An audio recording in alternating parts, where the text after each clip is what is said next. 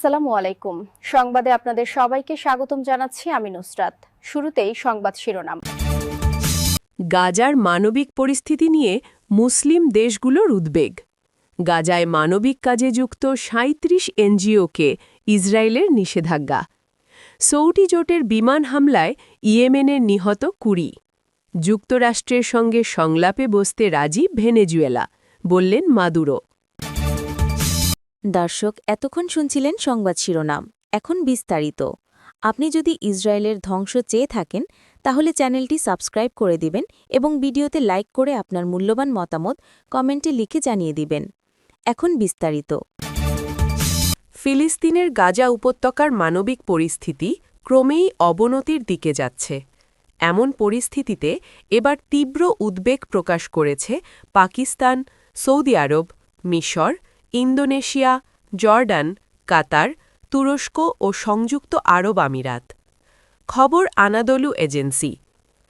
এক যৌথ বিবৃতিতে দেশগুলোর পররাষ্ট্রমন্ত্রীরা জটিল আবহাওয়া, সীমিত মানবিক প্রবেশাধিকার এবং দৈনন্দিন জীবনের জন্য প্রয়োজনীয় দ্রব্য সরবরাহের গুরুতর ঘাটতির কথা তুলে ধরেছেন।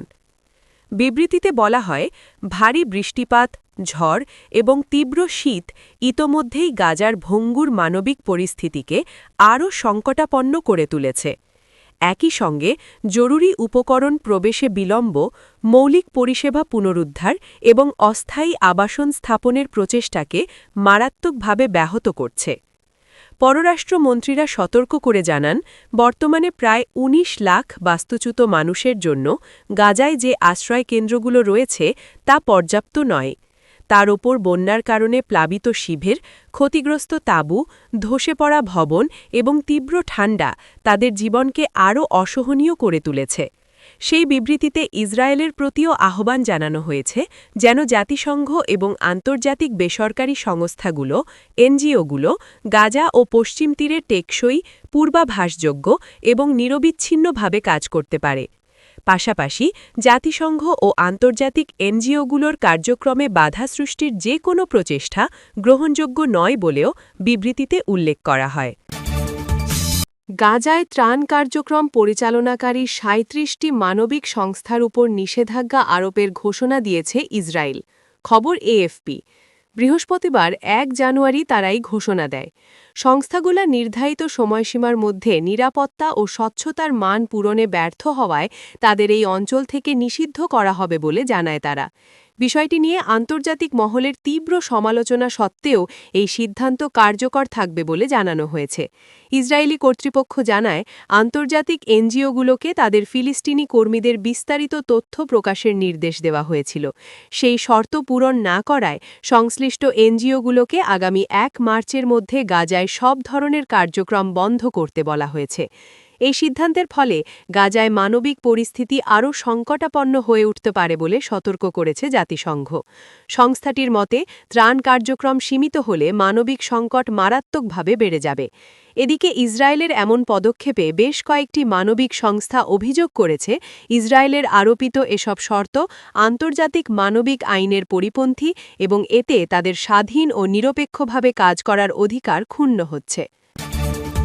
ইয়েমেনের দক্ষিণ পূর্বাঞ্চলীয় তেল সমৃদ্ধ হাদ্রামাউথ প্রদেশে সৌদি আরবের নেতৃত্বাধীন জোটের বিমান হামলায় নিহতের সংখ্যা ২০ জনে পৌঁছেছে। হামলায় আহত হয়েছেন আরও বহু মানুষ, যাদের মধ্যে বেসামরিক নাগরিকও রয়েছেন। একই সঙ্গে প্রদেশ জুড়ে স্থলভাগে সরকারি বাহিনী ও দক্ষিণ ট্রানজিশনাল কাউন্সিল এসটিসি সমর্থিত যোদ্ধাদের মধ্যে তীব্র সংঘর্ষ চলছে। শনিবার ৩ জানুয়ারি বার্তা সংস্থা এএফপির বরাতে আল জাজিরা জানিয়েছে, সৌদি নেতৃত্বাধীন জোটের বিমান হামলায় হাদ্রামাউতের দুটি সামরিক ঘাঁটিতে অন্তত ২০ জন এসটিসি বাহিনীর সদস্য নিহত হয়েছেন। এসটিসির এক সামরিক কর্মকর্তা ও চিকিৎসা সূত্রের বরাত দিয়ে প্রতিবেদনে বলা হয়, প্রদেশটির সবচেয়ে বড় সামরিক ঘাঁটি আল খাসা ক্যাম্পে ৭টি বিমান হামলা চালানো হয়। একই সঙ্গে সেউন ঘাঁটিতেও প্রাণঘাতী হামলার খবর পাওয়া গেছে। ওয়াদি হাদ্রামাউত ও হাদ্রামাউত মরুভূমি অঞ্চলের এসটিসির প্রধান মোহাম্মদ আব্দুল মালিক বলেন, সৌদি যুদ্ধবিমানগুলো ধারাবাহিকভাবে এসটিসি অবস্থান লক্ষ্য করে হামলা চালাচ্ছে। আল খাসা ঘাটির কাছের একটি গ্রামের বাসিন্দা রেয়াদ খামেজ বলেন, আমরা শুধু আকাশে আলো ঝলকানি আর বিস্ফোরণ দেখতে পাচ্ছি। চেকপয়েন্টে আঘাত করে পথ পরিষ্কার করা হচ্ছে যাতে সৌদি সমর্থিত বাহিনী অগ্রসর হতে পারে। স্থানীয় সূত্র জানায় প্রদেশটির সামরিক ঘাঁটি ও রাষ্ট্রীয় প্রতিষ্ঠানগুলোর নিয়ন্ত্রণ নিতে এসটিসি সমর্থিত বাহিনী এবং ইয়েমেনি সরকারি সেনাদের মধ্যে ব্যাপক লড়াই হচ্ছে। উভয় পক্ষই কৌশলগতভাবে এই গুরুত্বপূর্ণ অঞ্চলে নিজেদের প্রভাব বিস্তারে মরিয়া। এই উত্তপ্ত পরিস্থিতির মধ্যেই শুক্রবার দক্ষিণ ট্রানজিশনাল কাউন্সিল ২ বছরের একটি অন্তর্বর্তীকালীন সময়ের ঘোষণা দিয়েছে। এ সময় তারা ইয়েমেনের দক্ষিণাঞ্চল শাসন করবে এবং পরবর্তীতে দক্ষিণ ইয়েমেনের স্বাধীনতা প্রশ্নে গণভোট আয়োজন করা হবে বলে জানানো হয়। গত মাসে এসটিসি হাদ্রামাউত ও পূর্বাঞ্চলীয় আল মাহরা প্রদেশের বিস্তীর্ণ এলাকা দখলে নেওয়ার পর ইয়েমেন ও এসটিসির মধ্যে উত্তেজনা তীব্র আকার ধারণ করে। সৌদি আরব এসব অঞ্চলকে রেড লাইন হিসেবে বিবেচনা করে, কারণ অঞ্চলগুলো দেশটির সীমান্তের নিকটবর্তী এবং ইয়েমেনের অবশিষ্ট জ্বালানি সম্পদের বড় অংশ এখানেই অবস্থিত। ভেনেজুয়েলার প্রেসিডেন্ট নিকোলাস মাদুরো জানিয়েছেন, মাদক পাচার এবং তেলের বিষয়ে যুক্তরাষ্ট্রের সঙ্গে আলোচনায় বসতে তিনি প্রস্তুত। তিনি বলেন, যুক্তরাষ্ট্র চাইলে যেখানেই হোক যখনই হোক সংলাপে বসতে রাজি আছি। মাদুরো তার সরকারের বিরুদ্ধে যুক্তরাষ্ট্রের চাপ বাড়ার মধ্যে ভেনেজুয়েলার রাষ্ট্রীয় টেলিভিশনে সাক্ষাৎকারে এসব কথা জানান। তবে যুক্তরাষ্ট্রের প্রেসিডেন্ট ডোনাল্ড ট্রাম্পের একটি দাবি নিয়ে প্রশ্ন এড়িয়ে যান মাদুরো। ট্রাম্পের দাবির মধ্যে ছিল যুক্তরাষ্ট্র ভেনেজুয়েলায় একটি নোঙর সুবিধা ডকিং ফ্যাসিলিটি লক্ষ্য করে হামলা চালিয়েছে, যা সিআইএ পরিচালনা করেছে বলে খবর পাওয়া যায়। বিবিসি জানিয়েছে, মাদুরো এমন সময়ে সংলাপে প্রস্তুত থাকার কথা বলেছেন যখন মার্কিন বাহিনী গত ৩ মাস ধরে ক্যারিবিয়ান ও পূর্ব প্রশান্ত মহাসাগরীয় এলাকায় মাদক পাচারের সন্দেহে বিভিন্ন নৌযানকে লক্ষ্য করেছে। ট্রাম্প প্রশাসনের ঘোষিত মাদক বিরোধী যুদ্ধের অংশ হিসেবে ৩০টিরও বেশি নৌযান লক্ষ্যবস্তু হয়েছে। আন্তর্জাতিক জলসীমায় ২রা সেপ্টেম্বর প্রথম নৌযানকে হামলার পর এসব অভিযানে ১১০ জনেরও বেশি নিহত হয়েছেন। সর্বশেষ হামলাটি বুধবার ঘটে, যেখানে মাদক বহনের অভিযোগ তুলে ২টি নৌযানে আঘাত হানা হয়। মার্কিন সামরিক বাহিনীর তথ্য অনুযায়ী নৌযান দুটিতে থাকা ৫ জন নিহত হন। ট্রাম্প দাবি করেছেন, হামলায় একটি বড় বিস্ফোরণ ঘটেছে এবং এই অভিযানে ভেনেজুয়েলার একটি ডক এলাকায় নৌযান লক্ষ্য ছিল, যা মাদক বহনের সঙ্গে যুক্ত ছিল। সিএনএন ও নিউ ইয়র্ক টাইমস সূত্রের বরাতে জানা গেছে, সিআইএ পরিচালিত একটি ড্রোন হামলায় বিস্ফোরণটি ঘটে। যদি এ তথ্য সত্য হয়, তবে এটি ভেনেজুয়েলার ভেতরে যুক্তরাষ্ট্রের প্রথম অভিযান হবে। তবে সাক্ষাৎকারে মাদুরো এ বিষয়ে স্পষ্ট কিছু বলেননি। হামলাটি নিশ্চিত বা অস্বীকার করতে চাইলে তিনি বলেন, এটি এমন একটি বিষয় যা নিয়ে হয়তো আমরা কয়েকদিনের মধ্যে আলোচনা করতে পারি। মাদক পাচারের পাশাপাশি তেল এবং অভিবাসন সংক্রান্ত প্রশ্নেও আলোচনায় প্রস্তুত থাকার কথা জানিয়েছেন মাদুরো। যুক্তরাষ্ট্রের প্রেসিডেন্ট ট্রাম্প অভিযোগ করেছেন, মাদুরো তার দেশের কারাগার ও মানসিক আশ্রয় কেন্দ্র খালি করে বন্দীদের জোর করে যুক্তরাষ্ট্রে পাঠাচ্ছেন। যুক্তরাষ্ট্র ভেনেজুয়েলায় প্রবেশ এবং বের হওয়া নিষিদ্ধ তেলবাহী ট্যাঙ্কার নিয়েও কঠোর ব্যবস্থা গ্রহণ করছে।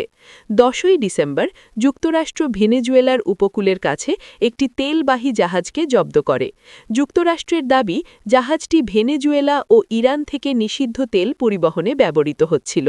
ভেনেজুয়েলা এ ঘটনাকে আন্তর্জাতিক জলদস্যুতা হিসেবে বর্ণনা করেছে।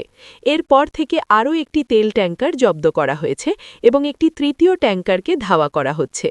ট্রাম্প প্রশাসন মাদকবাহী সন্দেহবাহ নৌযানগুলিকে লক্ষ্য করে যে অভিযান পরিচালনা করছে, তাকে তারা অ-আন্তর্জাতিক সশস্ত্র সংঘাত হিসেবে বর্ণনা করছে।